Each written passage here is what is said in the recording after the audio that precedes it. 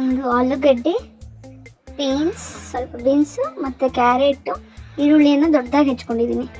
ಆಮೇಲೆ ಮಸಾಲೆ ಎಲ್ಲ ತಕ್ಕೊಂಡಿದ್ದೀನಿ. ಒಂದು ಮಿಕ್ಸಿ ಜಾರ್ ತೊಗೊಳ್ಳಿ, ಅದಕ್ಕೆ ಸ್ವಲ್ಪ ಕೊಬ್ಬರಿ, ಕೊತ್ತಂಬರಿ, ಪುದೀನ, ಶುಂಠಿ ಹಾಗೂ ಬೆಳ್ಳುಳ್ಳಿನ ಪೇಸ್ಟ್ ಮಾಡ್ಕೊಂಡಿದ್ದೀನಿ. ಕರಿಬೇವನ್ನ ಒಗ್ಗರಣೆಗೆ ಹಾಕ್ಕೊಳ್ತಾ ಇದ್ದೀನಿ.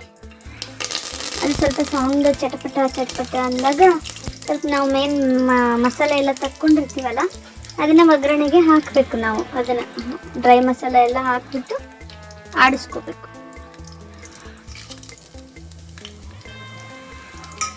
ಅದಾದಮೇಲೆ ಸ್ವಲ್ಪ ಒಂದು ಈರುಳ್ಳಿ ತೊಗೊಂಡಿದ್ದೆ ಅದನ್ನು ಹಾಕಿಬಿಟ್ಟು ಅದನ್ನು ಫ್ರೈ ಮಾಡಬೇಕು. ಎಲ್ಲಿವರೆಗೂ ಫ್ರೈ ಮಾಡಬೇಕು ಅಂದರೆ ಅದು ಈರುಳ್ಳಿ ಬಂದ್ಬಿಟ್ಟು ರೆಡ್ ಕಲರ್ಗೆ ಬ್ರೌನ್ ಕಲರ್ಗೆ ತಿರುಗಬೇಕು. ಅಲ್ಲಿವರೆಗೂ ಅದನ್ನು ಬಾಡಿಸ್ಕೋಬೇಕು.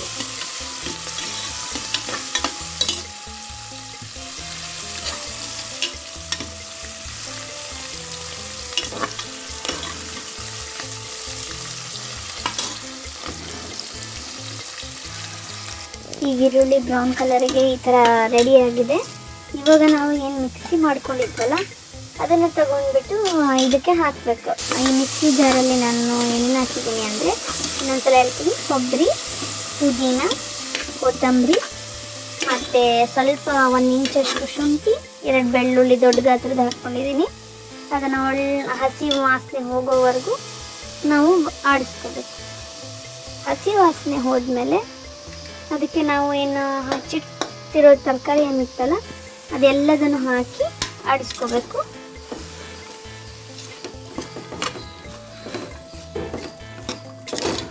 ಆಡಿಸ್ಕೊಂಡ್ಬಿಟ್ಟು ಸ್ವಲ್ಪ ರುಚಿಗೆ ತಕ್ಕಷ್ಟು ಉಪ್ಪು ತಗೋಬೇಕು. ಉಪ್ಪು ತಗೊಂಡು ಹಾಕಬೇಕು. ತರಕಾರಿಗೆ ನಾವು ಉಪ್ಪು ಹಾಕೋದ್ರಿಂದ ತರಕಾರಿ ಸ್ವಲ್ಪ ಉಪ್ಪನ್ನು ಹಿಡಿಯುತ್ತೆ,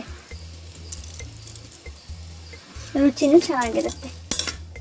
ಆಮೇಲೆ ಒಂದು ಗ್ಲಾಸಲ್ಲಿ ಅಕ್ಕಿ ತಗೊಂಡು ಅದನ್ನು ನೀಟಾಗಿ ವಾಶ್ ಮಾಡ್ಕೊಳ್ಬೇಕು. ಈ ದೊಡ್ಡ ಗ್ಲಾಸಿಂದ 1 ಗ್ಲಾಸ್ ತೊಗೊಂಡಿದ್ದೀನಿ. ಅದನ್ನ ವಾಶ್ ಮಾಡಿ ಇಟ್ಕೋಬೇಕು.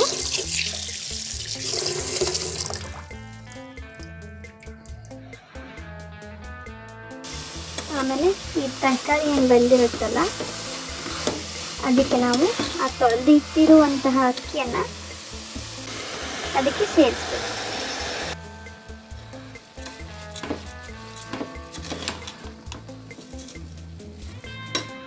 ಅಕ್ಕಿ ಸೇರಿಸೋದಾದ್ಮೇಲೆ ನಾವು ಯಾವ ಗ್ಲಾಸಲ್ಲಿ ಅಕ್ಕಿ ತಗೊಂಡಿರ್ತೀವಲ್ಲ ಅದೇ ಗ್ಲಾಸಿನ ಅಳತೆಯಿಂದ 1 ಗ್ಲಾಸಿಗೆ 2 ಕಪ್ ಆಗೋ ಹಾಗೆ, ಮತ್ತು ಸ್ವಲ್ಪ ತರಕಾರಿನೂ ಹಾಕಿರೋದ್ರಿಂದ 1/2 ಗ್ಲಾಸ್ ಎಕ್ಸ್ಟ್ರಾ ಹಾಕಿದ್ರೆ ಇನ್ನೂ ಚೆನ್ನಾಗಿರುತ್ತೆ. ತರಕಾರಿನೂ ಇನ್ನೂ ಬೇಯುತ್ತೆ ಮತ್ತು ರೈಸ್ ಕೂಡ ಚೆನ್ನಾಗಿ ಬೇಯುತ್ತೆ, ರುಚಿ ಚೆನ್ನಾಗಿ ಬರುತ್ತೆ ಪಲಾವಿಗೆ. ಆಮೇಲೆ ಈ ಥರ ಆಡಿಸ್ಕೊಂಡ್ಬಿಟ್ಟು ಇದಕ್ಕೆ ಮೇಲಿಂದ ತುಪ್ಪವನ್ನು ಹಾಕಬೇಕು. ನಾನಿಲ್ಲಿ GRB ತುಪ್ಪ ಅಂತ ತೊಗೊಂಡಿದ್ದೀನಿ. ಸ್ವಲ್ಪ ತುಪ್ಪ ಮಿಕ್ಸ್ ಮಾಡಿದ್ರೆ ಸ್ವಲ್ಪ ಫ್ಲೇವರ್ ಚೆನ್ನಾಗಿರುತ್ತೆ, ಘಮ ಘಮ ಅಂತ ವಾಸನೆ ಬರುತ್ತೆ ಅಂತ ಹೇಳಿ ಹಾಕ್ತಾಯಿದ್ದೀನಿ.